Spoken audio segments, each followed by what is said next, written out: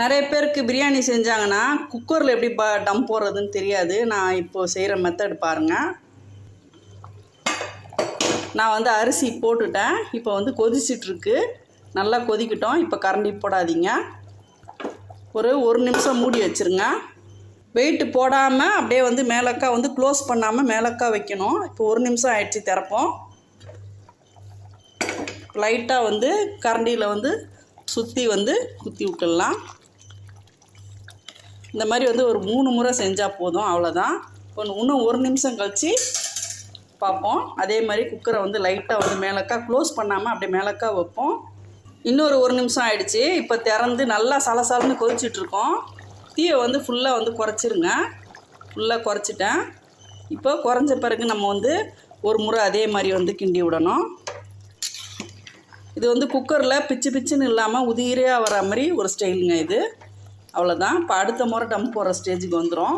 அதே மாதிரி ஒரு நிமிஷம் அப்படியே மிளக்கா வச்சுட்டு தீ 2 முறை மட்டும் வந்து தீயை ஐயில் வைக்கணுங்க. 3வது முறை வந்து நம்ம 1 நிமிஷம் வைக்கும்போது தீயை வந்து ஃபுல்லாக வந்து ஃப்ளேம் கம்மியாகவே தான் இருக்கணும். 1 நிமிஷம் கழித்து எப்படி டம் போடுறதுன்னு சொல்கிறேன். இப்போ 3வது முறை 1 நிமிஷம் ஆகிடுச்சு. இப்போ ஓப்பன் பண்ணிடலாம். சிம்மில் வச்சோன்னா மிளக்கா எல்லாம் தண்ணியை வந்து மேலுக்கு வந்துடும். இப்போது இந்த தண்ணியெல்லாம் வந்து அடுக்கி தள்ளி விட்டுடணும். அப்படியே எல்லாம் தண்ணி அடியில் போகிற மாதிரி இப்படி எடுத்து விட்டுடணும். எடுத்து விட்டுட்டு நல்லா இப்படி இது பண்ணிவிட்டு குக்கர் வந்து வெயிட்டு போடாமல் க்ளோஸ் பண்ணணும். இந்த அளவுக்கு தாங்க தண்ணி இருக்கணும். இப்போ வந்து நான் வெயிட்டு போடவே இல்லை பாருங்கள். வெயிட்டு போடலை. குக்கரை வந்து க்ளோஸ் பண்ணிடலாம். இப்போ குக்கரை நவுட்டி வச்சிடலாம். இந்த மாதிரி ஒரு தோசை கல் வச்சுக்கோங்க. இது வந்து 1 நிமிஷம் வந்து ஐயில் வச்சு ஹீட் பண்ணிவிட்டு இது குக்கரை வந்து இது மேலே தூக்கி வச்சிடலாம். இப்போ தவா வந்து 1 நிமிஷம் நல்லா வந்து சூடு ஏறிடுச்சுங்க. இப்போ வெயிட்டும் போடலை.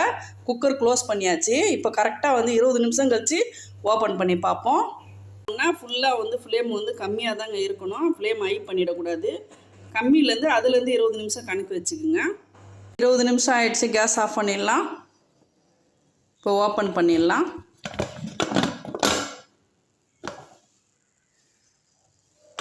எவ்வளோ சூப்பராக வந்திருக்கு பார்த்தீங்களா, உதிரி உதிரியாக.